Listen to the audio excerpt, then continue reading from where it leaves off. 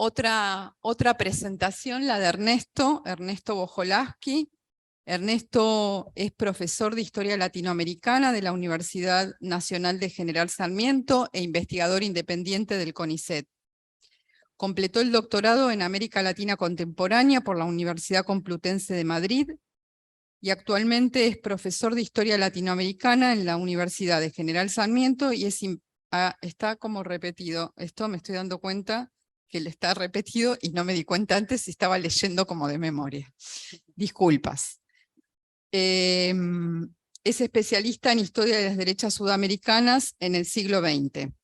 Actualmente sus investigaciones se centran en el estudio de las reacciones conservadoras y represivas vividas en Argentina, Chile y Uruguay durante la Guerra Fría. Por último, contarles que su último libro es Historia Mínima de las Derechas Latinoamericanas del Colegio de México, que salió editado este año. Buenas tardes, gracias por venir, gracias por la invitación a los colegas, a las colegas organizadoras. Una breve aclaración sobre la importancia de distinguir entre la derechología y la derechofobia, ¿no? No hay que confundir esos rubros. En mi caso, haré una exposición menos sistemática que la que hizo Vera. Lo que yo intentaré contar es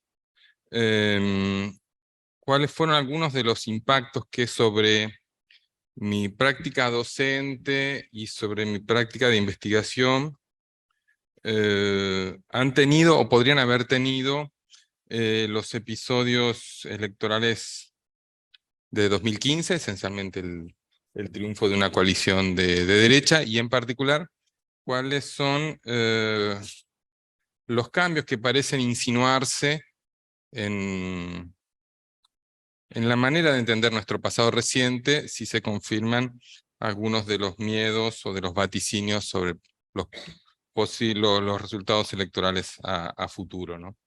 En función de eso, comentaré un poco algo de mi experiencia. Durante la década del 2010, yo dicté, junto con un colega, un curso corto de posgrado sobre el siglo XX argentino, básicamente de Roca a Alfonsín, ¿no? Un curso así sintético para gente que no era de historia. Y esencialmente la imagen que yo transmitía de ese siglo XX argentino era una imagen que en buena medida era una imagen que había creado Maristela Svampa, que es la idea de un país socialmente integrado, pero fracturado en términos políticos, ¿no? Un país que en términos de su integración social, de los salarios reales, de los niveles de protección de la seguridad social, se diferenciaba respecto de sus vecinos, pero simultáneamente un país que hacía del conflicto político un deporte extremo, deporte de riesgo. La política se jugaba entonces menos en términos de lucha de clases que en términos de conflictos más verticales, conflictos que podían movilizar distintos sectores sociales. Por lo menos desde los años 40 y hasta los años 80 me parece que esta caracterización es defendible. Un país que por otro lado, gustábamos de decir, después de 1983 participaba de un pacto mínimo en torno a un conjunto de reglas para la convivencia, para la selección de autoridades, ¿no? Y un país en el que también, según enseñaba yo hasta 2015, la derecha, entendida como al menos como una fuerza que se proclama a sí misma derecha, había ganado las elecciones en 1910 y había vuelto a ganar, no sé, en 1995, podríamos discutir, o en 2015, es decir, estábamos hablando de un país donde en efecto la rareza es un triunfo electoral de la derecha. Un triunfo electoral limpio, digo, ¿no? Sin proscripción de mayorías, ¿no? No ganado en el escritorio, en términos futbolísticos. Entonces, esa era un poco la imagen que yo ofrecía de ese recorrido por historia argentina. Y cuando en marzo de 2016 fui de nuevo a dar el curso, me di cuenta de que al repetir ese guión, ya por lo menos no me funcionaba a mí. Quizás seguía convenciendo a los alumnos, pero había algo en mí que alguna piedra en el zapato, ¿no? Entonces, ahí había una pregunta en torno a si efectivamente habíamos cambiado de ciclo histórico, ¿no? Si estábamos ya del otro lado del río, o si sencillamente estábamos ante un cambio más modesto, no de un ciclo, sino sencillamente de un cambio reversible, por otro lado, de las opciones electorales, ¿no? Si había sido simplemente un sueño o una pesadilla de verano aquel triunfo de Macri, ¿no? Me preguntaba si en el siglo XX y en lo que llevamos del XXI no había existido potencialmente otro triunfo de la derecha. Si no existía ese otro pasado también, o ese otro futuro. Si no habíamos tenido esa potencialidad de una mayoría de derecha a la cual le faltaba el candidato correcto. Si teníamos la demanda, pero no teníamos la oferta política correcta, ¿no? O el jefe de campaña correcto, ¿no? O si por el contrario era una criatura absolutamente novedosa, es decir, si era una oferta que había creado a sus propios demandantes. Es decir, si era un fenómeno político que había modelado a quienes lo habían aupado. En todo caso, tenía la impresión de que era un resultado electoral que no parecía discutir frontal ni explícitamente es el consenso post-83. El pacto no aparecía como una preocupación a discutir. Ahí hubo una discusión suscitada a partir del texto de José Nathanson sobre la idea de que el PRO era finalmente una derecha democrática. Y en ese sentido, por lo menos inicialmente, el PRO no parecía prometer la clausura del ciclo post-83, sino más bien una diferenciación, una nueva etapa de ese ciclo, la apertura de otros horizontes de satisfacción no material, ¿no? La satisfacción espiritual, a través de mucha autoayuda, del emprendedorismo, de un nuevo vínculo con las mascotas, de formas de satisfacción no material, ¿no? En definitiva, pero no de ruptura con la democracia, sino con sentidos más complementarios y más alternativos que opuestos realmente a democracia, ¿no? Y sobre la firmeza de ese consenso del pacto Nunca Más, que es algo de lo que habló Marina hoy a la mañana, uno podía encontrar efectivamente recurrentes comprobaciones sociales, ¿no? Lo había visto, como señaló Marina, también en los levantamientos cara pintada, lo vio en las enormes movilizaciones contra los indultos, y lo vio también en el 2017 en las movilizaciones contra el 2x1. Digamos que ese consenso parecía funcionar muy bien por abajo, pero había actores de la política que empezaban, o que dieron oportunamente señales de que no estaban del todo convencidos de ello. Pero por abajo parecía funcionar eso. Entonces ahí funcionaba, por lo menos hasta 2017 me parece que funcionó, la suposición sobre la fortaleza y sobre la profundidad de las raíces democráticas argentinas post-83.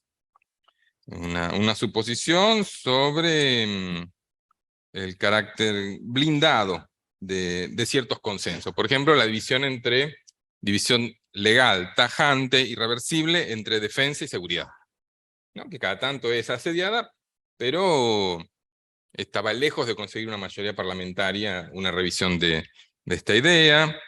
La condena a la dictadura, así sea desgano, así sea sirviéndose de intereses un poco más mezquinos y temporales, pero la condena de la dictadura y abrazar el lenguaje de los derechos humanos. Así sea forzándolos, criticando los negocios, los kioscos de los derechos humanos, o señalando parcialidades en las lecturas, pero no era un lenguaje contrario a los derechos humanos. Era más bien la exigencia de una ampliación o de una actualización. Había consenso sobre la necesidad de que las escuelas efectivamente continuaran enseñando sobre esto. que asumieran una función explícitamente política, memorialística sobre la enseñanza de la dictadura. Las víctimas siguieron estando en el centro de los relatos, el problema de la reparación, del testimonio. Se hizo gala durante mucho tiempo del lugar central de los organismos de derechos humanos en la política argentina, incluso en la planificación de la política pública durante muchos años en lo que va de este siglo. El macrismo en ese sentido yo creo que no trajo algo sustancialmente novedoso, ¿no? Creo que es más lo que desfinanció, lo que se desinteresó que un discurso alternativo. Digamos que si hubo algo más novedoso, creo yo, fue darle carta blanca a las fuerzas de seguridad para hacer más o menos lo que quisieran. Podemos discutir cuánto hay de novedoso y cuánto hay sencillamente de incremento de una tendencia previa. Es decir, el desgobierno de la policía de la provincia de Buenos Aires está lejos de ser una invención de 2015. Había discursos que efectivamente sonaban fuera del Pacto del Nunca Más, pienso en el caso de Lo Pérfido y sus recurrentes intervenciones cada 24 de marzo, anhelando para poder decir no fueron 30.000, pero eso creo yo que no entraba en el mainstream de la política, ¿no? De la gente que era tomada en serio en política. Hasta, me parece, el caso Maldonado. Ahí, por alguna causa que alguien deberá explicar, que yo no puedo, yo solo indico que tengo esta impresión, hay algo del caso Maldonado, de la actualización de una desaparición seguida de muerte en momento de una actuación de fuerzas de seguridad. Hay algo ahí que reactivó el procesismo y que modificó radicalmente, me parece, los límites de lo que se podía decir y de lo que se podía escuchar. Yo recuerdo especialmente durante los 3 meses que estuvo desaparecido, el tipo de ideas que enviaban los lectores de radio, los mensajes, las cosas en los comentarios, en las redes. Yo tuve la impresión de haber descubierto un país que no sabía que existía, sinceramente, o que pensé que tenía una marginalidad restringida a los grupos de familiares de militares, o los grupos como los que apadrina Villarruel, ¿no? Pero de repente yo descubrí una envergadura, una extensión, una encarnadura social de esos discursos que realmente no tenía conciencia, ¿no? Expresiones públicas y desembosadamente contrarias a cualquier lenguaje de los derechos humanos. Culpabilización de la víctima, utilización de la jerga explícita y orgullosamente procesista, sumisión, es la voz de Bullrich, ¿no? Sumisión del principio de derechos humanos al problema del orden, ¿no? Un orden entendido como inmanente, previo y naturalizado, y ni hablar del episodio del atentado a Cristina Fernández. Y me parece que esto ya había madurado a unos niveles mucho más importantes, ¿no?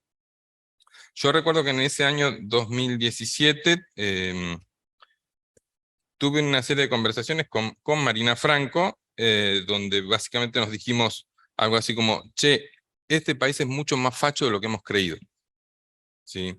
Y esa dimensión facha de este país tiene no solo una envergadura, una antigüedad mucho mayor de la que suponíamos.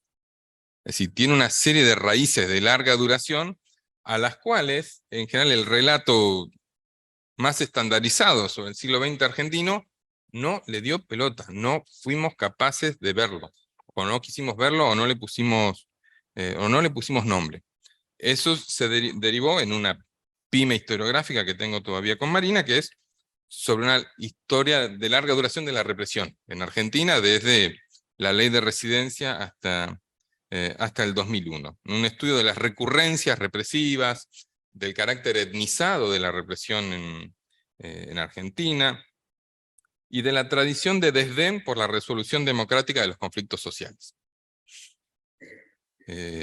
lo que hemos visto desde el 2017 hasta hoy es que se han hecho públicos una serie de expresiones que eran marginales, que eran residuales, que eran indecibles desde 1983 y que pertenecían a familiares de los investigados y condenados por crímenes durante la dictadura o por víctimas de atentados de organizaciones armadas, grupos pro Fuerzas Armadas.